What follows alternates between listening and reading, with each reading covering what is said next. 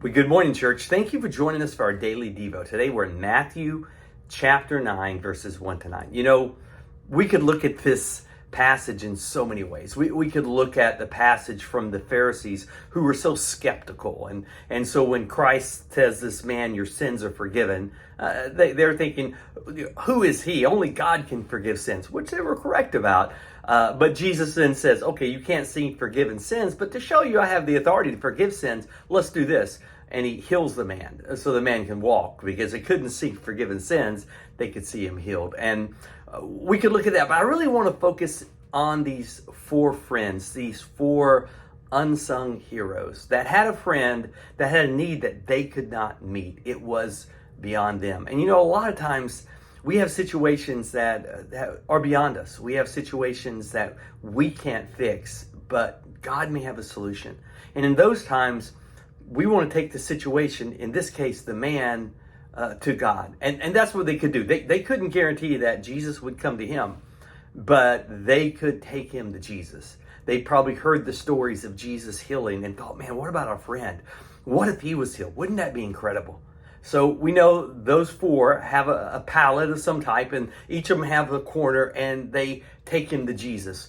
Faith moves. Faith takes action. They were taking action. The next thing we see is that faith is able to overcome obstacles or barriers. Now, we need to go to a parallel passage, which would be Mark chapter 2. It tells the same story, but with a lot more detail. Matter of fact, we know from that account that when they get to the house where Jesus is, the house is full and overflowing with people. There's no way, especially carrying a pallet, they can get to Jesus. It's a barrier. They could have looked at their friend and said, well, we tried, I'm sorry, or we're going to leave you out here. Maybe when Jesus comes by, we can get him to stop. No, they say, we're going to get over this barrier.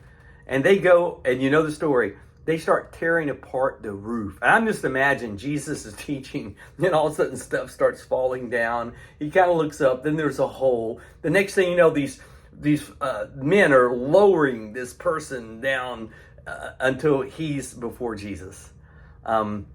They didn't let an obstacle stop them. Sometimes we let obstacles get in our way and just say, hey, I can't do anything.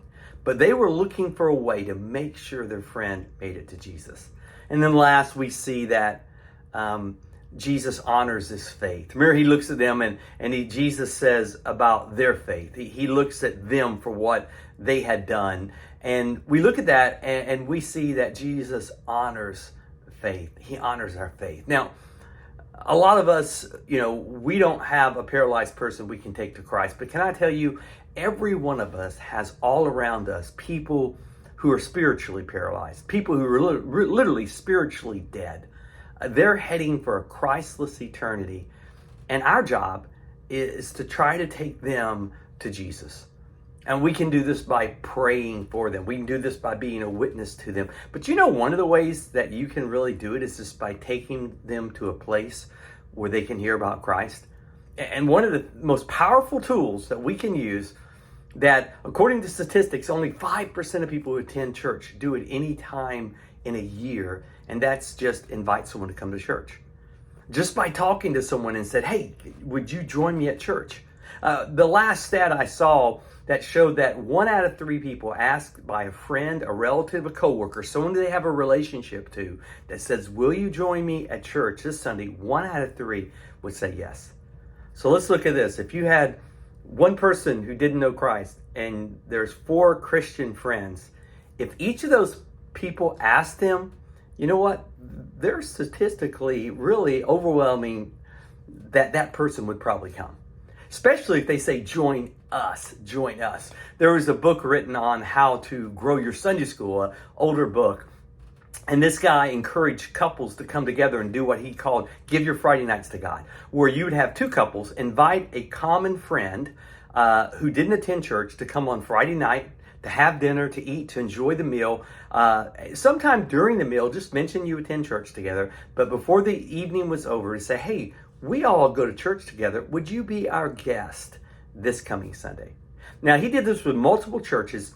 he had them track the results, and they found out that 50% of the people asked at that get-together, go to church, ended up going to church. It was so important, he challenged churches that, you know what, we should have couples having dinners every Friday night with people who know Christ and ask them to come to church. Half of those people would show up.